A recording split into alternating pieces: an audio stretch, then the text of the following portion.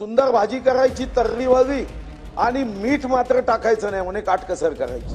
राज्याची आर्थिक पाहणी अहवालावर आधारित निर्णय करतो की नाही याची जाणीव ठेवली पाहिजे। एकेका आमदारावर एकेका माजी आणि आजी मंत्र्यावर त्यांच्या उत्पन्नापेक्षा 15 पट कर्ज आहे। या राज्याचे उपमुख्यमंत्री यांनी साधारणतः 124 मुद्द्यावर या अर्थसंकल्पामध्ये ए फॉर ऑल राउंड आणि पी फॉर प्रोग्रेस साठी अर्थसंकल्प सादर केला आणि ज्यांच्या सोबत ठाण्याचा ढाण्या वाघ एकनाथ शिंदे उभा आहे त्या राज्याच्या या अर्थसंकल्पावर काही मुद्द्यांवर चर्चा करण्यासाठी मी उभा आहे। तिला उदासीनता वाढते। जेव्हा ही अर्थसंकल्पावर चर्चा व्हायची अध्यक्ष महाराज तुमच्या उजव्या बाजूला सारे महत्वपूर्ण अधिकारी बसून असायचे। मी मगापासून बघतोय की धीरे धीरे ते रिकाम होते।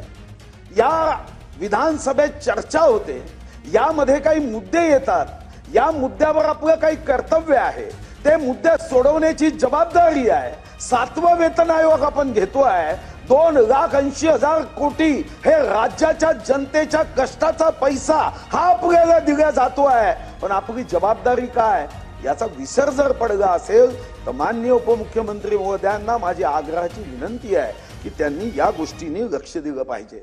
आपण जेव्हा अध्यक्ष महाराज विश्वगौरव देशगौरव गरीबों के मसीहा नरेंद्र मोदींचं नाव घेतो तर त्यांच्या विचारावर आपल्याला राज्य पुढे न्यायचं आहे।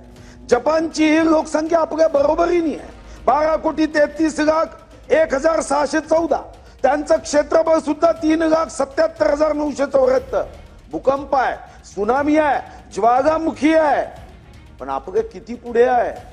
जेव्हा बजेट वाचलं जातं तेव्हा मुंबईच्या आसपासचा कोणताही प्रकल्प असेल तर काय सांगितलं जातं, जपानच्या कॉन्ट्रॅक्टरांनी केला, जपानच्या टेक्नॉलॉजीमध्ये हा होतोय। अरे कधीतरी महाराष्ट्राच्या चंद्रपूर जिल्ह्याचा एखादा उद्योगपती तो करतो आहे, हा भाव तिथं नाही। आणि ही मात्र गोष्ट लक्षात घेऊन या महाराष्ट्राच्या अमृत महोत्सवी वर्षाचा विचार करत पुढच्या 10 वर्षाचा आराखडा हा मात्र अर्थसंकल्पामध्ये डोकावला गेला पाहिजे आणि ही आपली अध्यक्ष महाराज जबाबदारी आहे। या सभागृहात मला एका गोष्टीचं आश्चर्य वाटतं आणि माझं भिन्न मत आहे।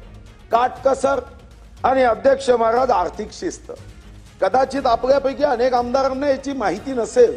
एकदा निवडणुकीच्या आयोगाकडे दिलेले आमदारांचे ॲफिडेव्हिट एकदा वाचायचे, मंत्र्यांचे ॲफिडेव्हिट वाचायचे। काय महाराष्ट्रावरचं कर्ज आहे अध्यक्ष महाराज, एकेका आमदारावर एकेका माजी आणि आजी मंत्र्यावर त्यांच्या उत्पन्नापेक्षा 15 पट कर्ज आहे। पण राज्यामध्ये कर्ज घेतलं तर अध्यक्ष महाराज काय त्रास होतो। आणि ज्या पद्धतीने काटकसर म्हटलं जातं अध्यक्ष महाराज, खरं तर आपण काटकसर कुठं करतो, सुंदर भाजी करायची तर्री व्हावी आणि मीठ मात्र टाकायचं नाही म्हणे काटकसर करायची। आमचा एक मित्र होता अध्यक्ष महाराज, तो म्हणायचा काटकसर केली पाहिजे म्हणून नेहमी मिस कॉल द्यायचा, विश्वजितजी नेहमी मिस कॉल। मग समोरचा कॉल करतोय आणि त्याचा अभिमान वाटायचा की मी काटकसर करतोय। अर्थमंत्री किंवा अधिकाऱ्यांना असं वाटतं का म्हणे, खर तर अध्यक्ष महाराज मिस कॉल द्यायचा आणि मिस कॉल देऊन मग पुढून फोन यायचा, त्याला वाटायचं मी काटकसर करतोय। एक दिवस त्याच्या घराला आगच लागली, त्यांनी फायर ब्रिगेड वाल्यांना सुद्धा मिस कॉल दिला। एका मिस कॉलवर फोन नाही उचलला गेला, 1 झाला, 2 झाला, 3 झाला, 4 झाला, फायर ब्रिगेड उशिरा आली आणि नंतर मात्र त्याच्या घराचं आगीमध्ये नुकसान झालं। राज्यामध्ये सुद्धा अर्थसंकल्प मांडताना राज्याची आर्थिक पाहणी अहवालावर आधारित आपण निर्णय करतो की नाही याची जाणीव ठेवली पाहिजे। अध्यक्ष महाराज, आता दरडोई जिल्हा उत्पन्न आपण 5व्या क्रमांकावर आहे, खरं आहे, पण दरडोई जिल्हा उत्पन्नामध्ये अध्यक्ष महाराज फक्त 7च जिल्हे पुढे आहे। मग अर्थसंकल्पाच्या पहिल्या काही पॅरेग्राफ मध्ये जे जिल्हे पुढे आहे त्यांच्या ताटात जास्त अन्न दिलं तर अध्यक्ष महाराज बघ अर्थसंकल्पामध्ये एक गोष्ट मात्र अडचणीची येईल की आम्ही समाज व्यवस्थेमध्ये त्या लंडनच्या उदाहरणासारखी दुर्दैवानी घटना करतोय की लंडनच्या कोर्टामध्ये एकावर आरोप होता पाव चोरीचा, ब्रेड चोरीचा, जज शिक्षा सुनवत होते, म्हणाले की यांनी चोरी केली। पोटाची भूक शमवण्यासाठी अध्यक्ष महाराज यांनी ब्रेडची चोरी केली, याला 1 पाऊंड दंड.